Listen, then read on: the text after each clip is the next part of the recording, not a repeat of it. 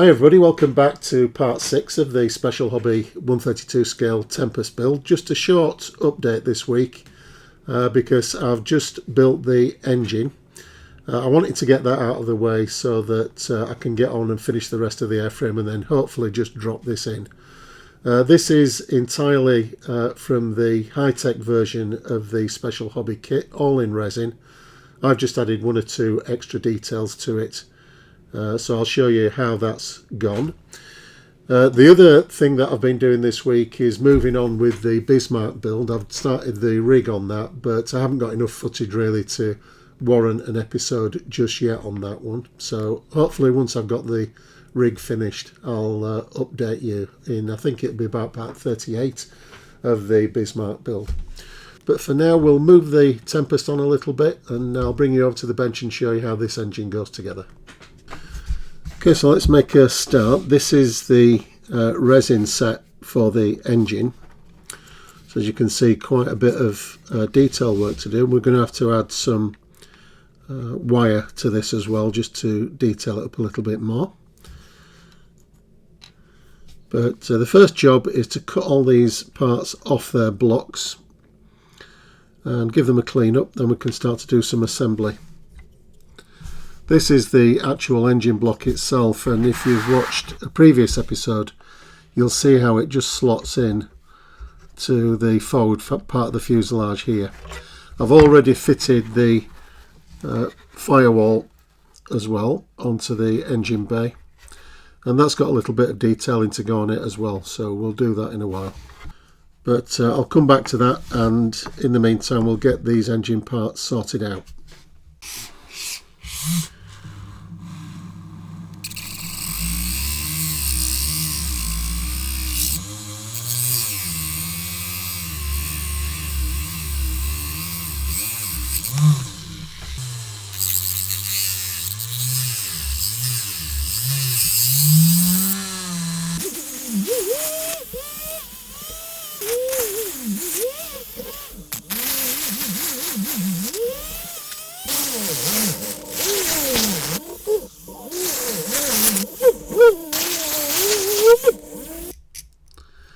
These are going to take quite a lot of cleaning up. There's quite a bit of resin flash on them.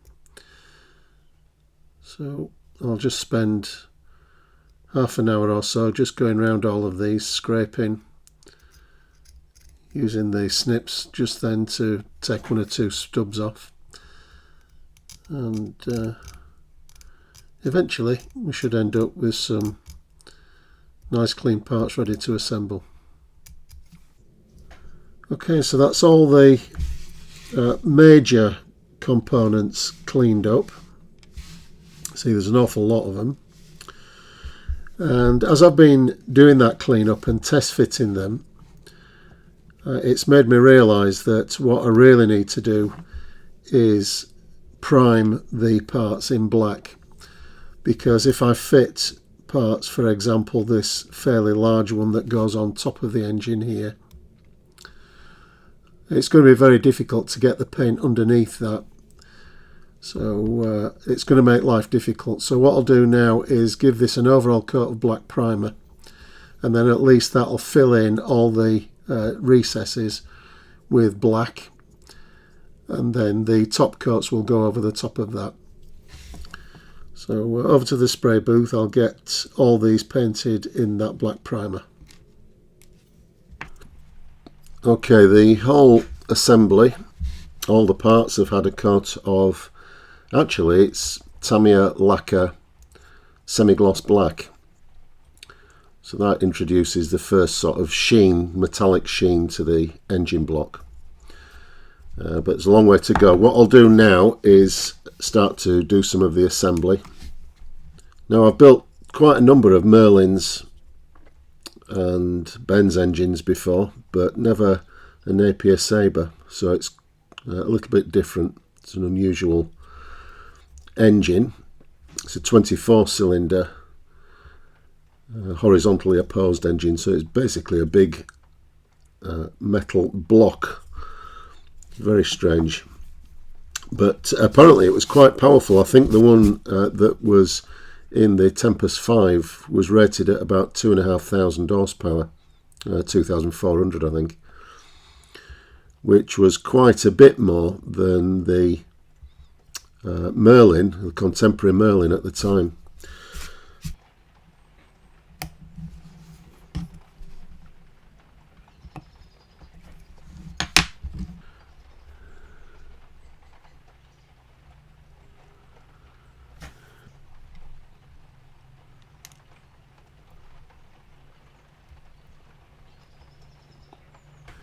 I think it'd be a good idea to mark off these parts as I fit them, because as you can see the instructions are fairly busy for this engine build.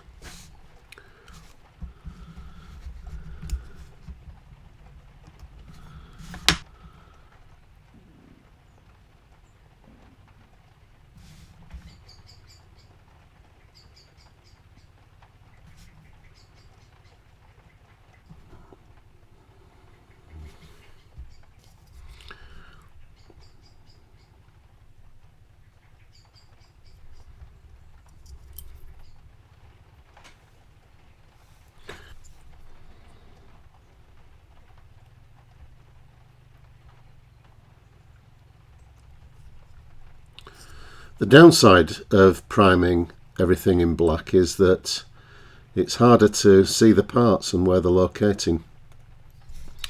It's hard for me, and it's probably quite difficult to see on camera as well, so apologies for that.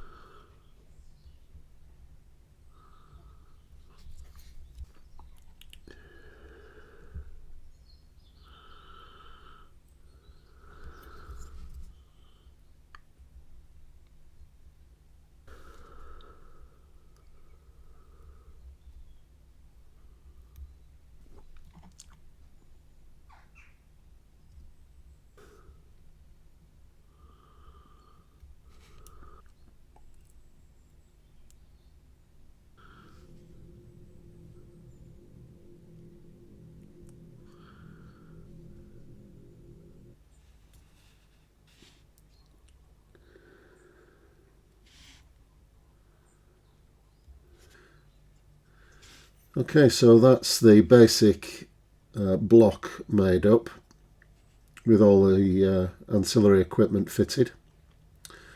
I've left these pipes off because they'll get in the way of painting and weathering the engine. I'll add those later on. So the next job is to get the base coat on, and then we'll do some highlighting.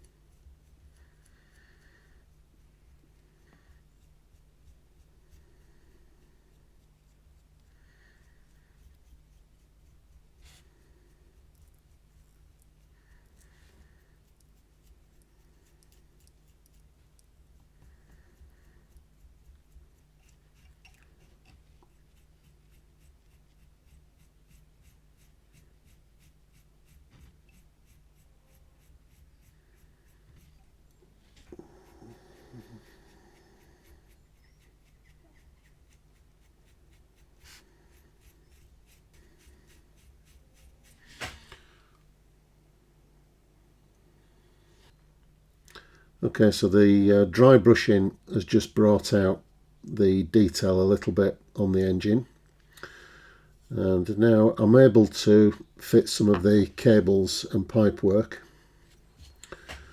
starting with this plate which fits on the back of the engine here, and the cables feed through and hide somewhere underneath all this detail here.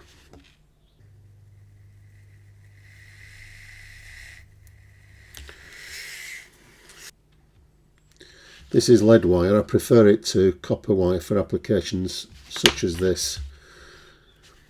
It just bends a little bit easier,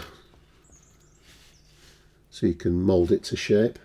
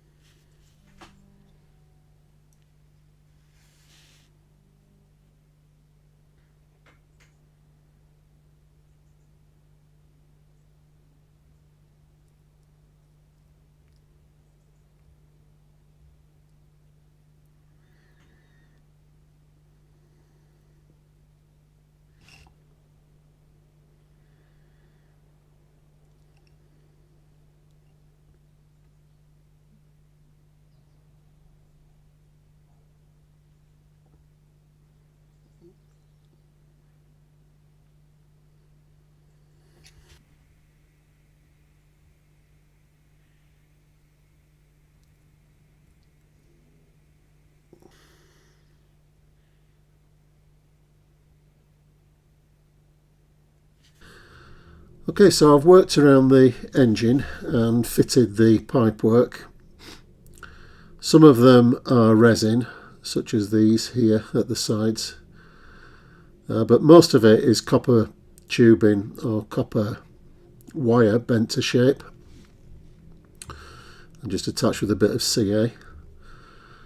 So it's just a case of shaping the wire gradually until you get it to fit and then just glue it into position.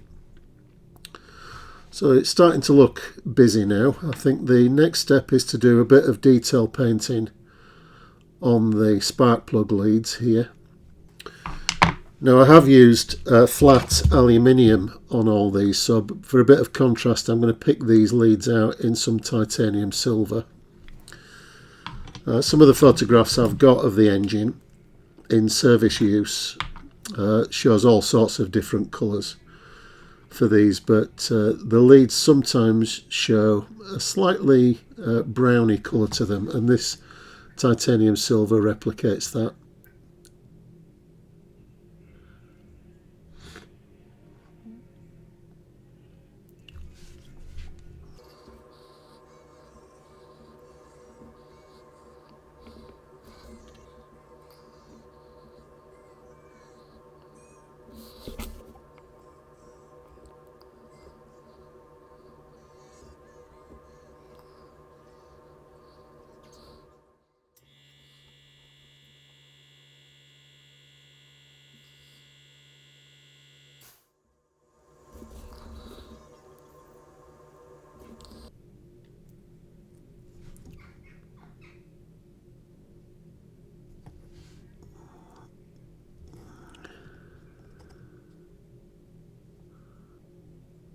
Again, just going by the reference photographs that I've got, just picking out this unit at the back. I think it's probably the throttle. It's got some linkages attached to it, which we'll do soon. But it's often the case when you look at photographs of engines that they're just different colours at different times. So as I say, I'm just going by one photograph that I have. Okay, so I think that's enough for the painting stage. So now I just want to give the whole assembly a light wash with this, which is AK engine and turbine wash. It's an enamel product. And I don't want to go mad with this because it's hard to remove once you've got it on in all these nooks and crannies. So we'll just go easy with this.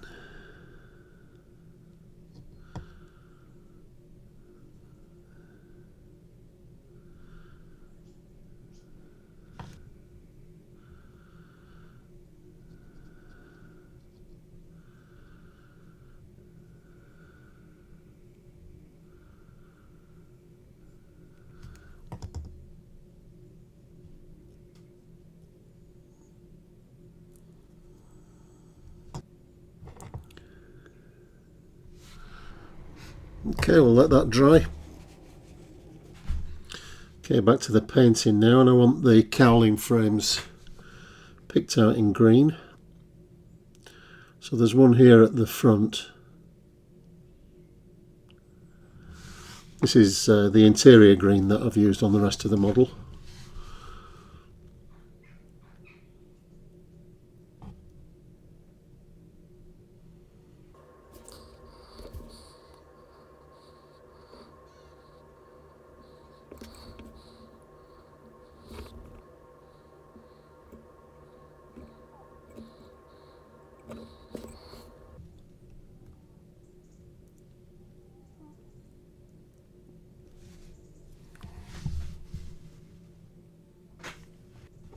Okay, so that's all good. The next thing is to use this 0.2mm wire. It's nickel silver rod actually. You'll barely be able to see it, I think.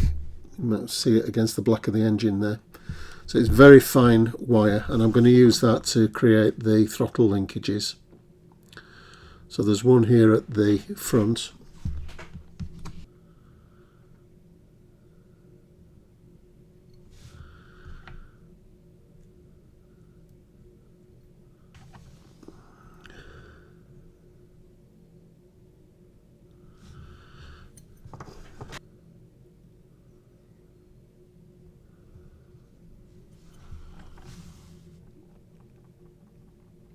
Sorry, I think I said 0.2mm, it's actually 0.1.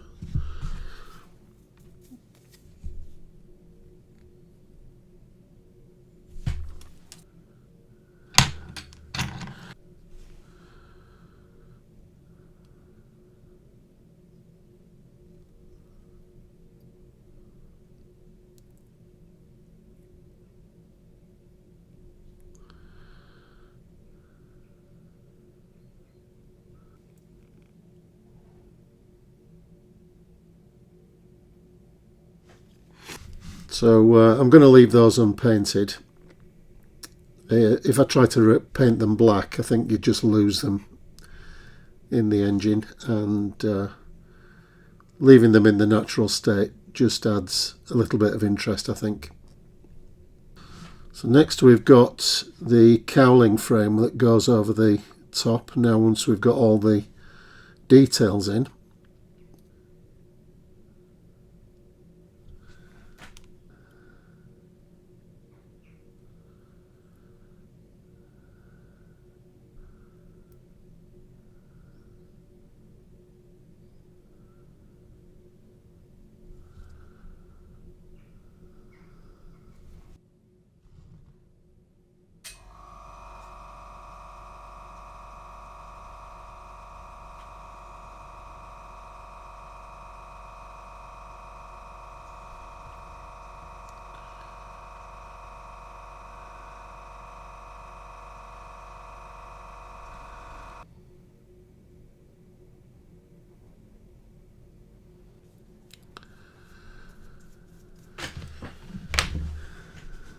okay, so I'm happy with how that's turned out actually. It looks nice.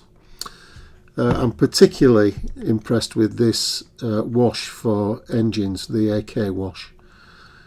What that's done is it's just slightly dulled it down a little bit.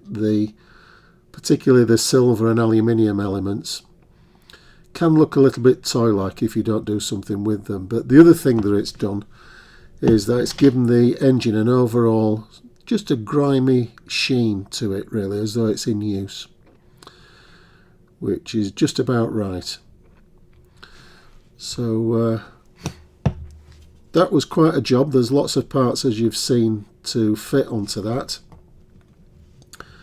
and it should look nice once it's fitted into the airframe. But I'm not going to do that yet. I've got the firewall that I showed you earlier on to paint, and that's also got some of these cowling attachments on it. But I'll do all that once I've done the rest of the work on the airframe, which I'll do in the next video.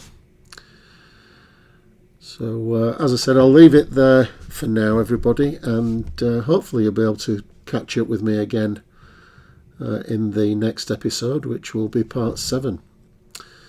So until then, look after yourselves, stay safe, and I'll see you in another few days. Bye for now.